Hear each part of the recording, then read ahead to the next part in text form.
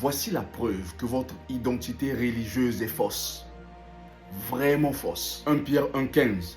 Mais comme celui qui vous appelait est saint, vous aussi pareillement soyez saints dans toute votre conduite. Mais comme celui qui vous appelait est chrétien, est musulman, est bouddhiste, hindouiste, est judaïste ou peu importe. Comme celui qui vous appelait est catholique, protestant, baptiste, méthodiste, presbytérien, luthérien, témoin de Jéhovah, croyant du message, de l'église de réveil, rosarien.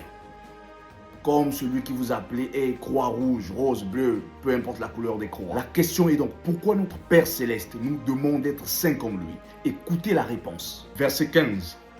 Parce qu'il est écrit.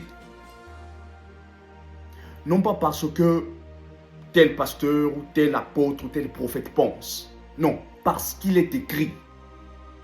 Qu'est-ce qui est écrit? La parole du roi. Ce que le roi a dit, cela a été enregistré, cela a été écrit comme décret royal. Qu'est-ce qui est écrit? Soyez saints. Le Père Céleste nous ramène dans la constitution royale. Parce que nous prêtons serment à la constitution, à la parole, à ce qui est écrit. Et la parole du roi est la loi dans le pays. Et qu'est-ce qui est écrit? Soyez saints. Encore, pourquoi le Père Céleste insiste-t-il que nous soyons saints? Écoutez la réponse. Soyez saints. Pourquoi? Car je suis saint. Lévitique 19:1. Et le Seigneur parla à Moïse, disant, qu'est-ce que le Seigneur, notre Père Céleste, dit à Moïse? Écoutez la réponse. Parle à toute la congrégation des enfants d'Israël. Parlons du peuple ancien. Parle à toute la congrégation des enfants d'Israël et dis-leur, qu'est-ce que le Seigneur demande à Moïse de dire au peuple, à l'église, à la congrégation, à l'assemblée? Écoutez, soyez saints, soyez chrétiens, soyez catholiques, soyez musulmans, soyez bouddhistes. Non, soyez saints. Pourquoi demande-t-il au peuple d'être saints? Écoutez la réponse. Car moi, le Seigneur, votre Dieu, suis saint. My God. Qu'est-ce qui est arrivé à vous, peuple de Dieu? Et jusque-là, vous n'êtes pas convaincu de l'évangile du royaume de Dieu. Tellement que vous êtes dur de cœur, vous ne voulez pas abandonner vos religions. Vous êtes prêts à tout, même à perdre le royaume de Dieu au profit de votre religion. Vous allez rendre compte. Beaucoup d'entre vous vont découvrir la vérité après la mort. Et il sera trop tard. Vous n'allez pas vous échapper. Vous pouvez argumenter avec moi, mais vous n'allez pas argumenter avec l'auteur de la parole. Je vous montre ce que le Père Céleste a dit de nous dans la Constitution royale. Et moi, je vous défie de me montrer ce qui est écrit au sujet de ce que vous confessez être. Montrez-moi où il est écrit, soyez chrétiens, catholiques et toutes ces choses et toutes ces dénominations et religions. Et moi, je vous montrerai où il est écrit, soyez saints. La sanctification est l'identité des fils de Dieu. La sanctification est l'identité du peuple de Dieu. Votre identité, c'est la sanctification.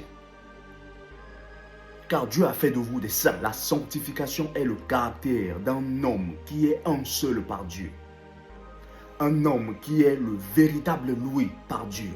Un homme qui est ce dont Dieu l'a appelé à être sur la terre. C'est ça la sainteté. La sainteté signifie être un seul par le Dieu créateur, par le Saint-Esprit. Être distinctivement mis à part par le Saint-Esprit. Être unique en son genre par le Saint-Esprit. Être un seul par le Saint-Esprit. La religion définit la sainteté par ne pas commettre de péché. Être sans péché. C'est pas ça dans le royaume de Dieu. Dans le royaume de Dieu, la sainteté, c'est être un seul. C'est être ce dont Dieu vous a appelé à être sur la terre, ce dont Dieu vous a créé à être. Le péché, vous ne pouvez pas vous en passer.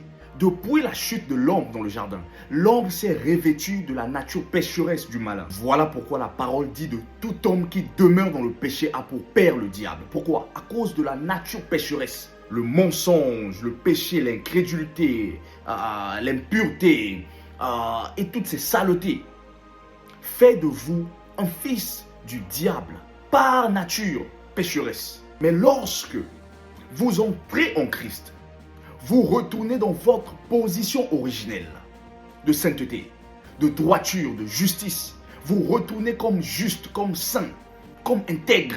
C'est ça votre véritable identité. Vous n'êtes pas religieux. Vous n'êtes pas dénominationnel. Vous êtes saint. C'est le ainsi dit le Père Céleste. C'est le ainsi dit le Seigneur. C'est votre Dieu qui le dit. Voilà pourquoi la plus grande confession dans la parole et le premier commandement dans la parole, c'est le Seigneur notre Dieu est un seul. C'est la plus grande confession. Le roi est un seul. Il est un seul roi. Notre Père Céleste est un seul roi, un seul Seigneur. Ils ne sont pas deux, un seul. C'est ça être saint. Il est saint. Il est un seul par lui-même. Il est unique en son genre par lui-même. Il est distinctivement mis à part par lui-même. Voilà pourquoi vous verrez qu'il se bombe la poitrine. Qu'il n'y a point d'autre Dieu comme moi. Je suis le Seigneur votre Dieu. Il n'y a point d'autre Dieu comme moi. Personne n'est comparable à moi. Ni avant ni après, il n'y a pas de Dieu comme moi. Il se glorifie en sa qualité de sainteté. Il est saint. Papa est saint. Notre Père Céleste est saint. S'il vous plaît. Marc 12, 28. Et l'un des scribes s'approcha, les ayant entendus discuter ensemble, et saisissant qu'il leur avait bien répondu, lui demanda, quel est le premier de tous les commandements? Écoutez, ça c'est le ainsi dit le Seigneur Jésus-Christ. Écoutez la parole du roi. Et Jésus lui répondit, le premier de tous les commandements est, entends, ô Israël, le Seigneur notre Dieu est un seul Seigneur. Il n'y a qu'un seul esprit créateur dans le royaume. Le nom Seigneur, le titre Seigneur signifie propriétaire. Lorsque vous confessez que Jésus-Christ est Seigneur, lorsque vous dites notre Seigneur, notre Dieu, Seigneur signifie propriétaire. Vous confessez donc qu'il est votre propriétaire, que vous lui appartenez, que vous êtes sa propriété et qu'il est le propriétaire. Et c'est ce que nous sommes en fait.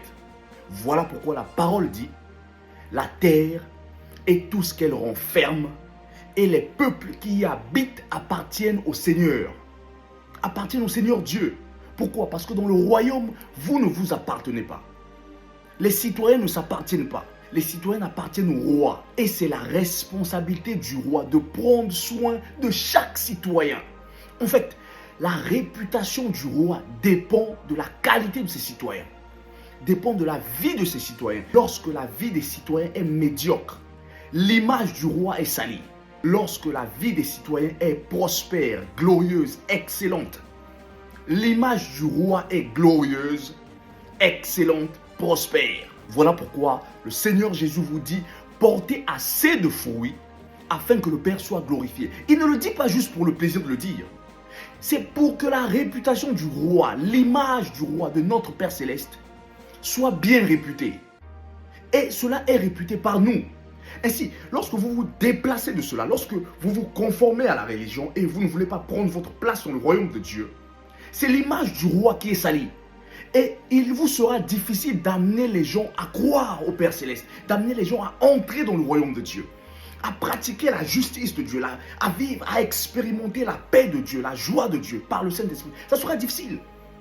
Ça sera difficile pour vous de prospérer à tous égards comme prospère l'état de l'âme. Ça sera difficile. Pourquoi? Parce qu'à la base, vous vous êtes déplacés. Notre Père Céleste est un seul. Il est un seul papa, un seul roi, un seul Seigneur, un seul maître. Nous n'avons pas deux. Un seul papa, un seul esprit créateur. Ça m'est égal les différentes formes, les différentes manières que le Père Céleste a eu à faire usage pour se manifester dans le monde. L'esprit derrière les manifestations, toutes les manifestations est un seul esprit. C'est l'esprit créateur. Voilà pourquoi il s'appelle Père. Père. ce qui signifie Abba, ce qui signifie source. Il est la source de tous les esprits. Voilà pourquoi la parole dit il est le créateur de tous les esprits et de toute chair. Il est le Père des esprits.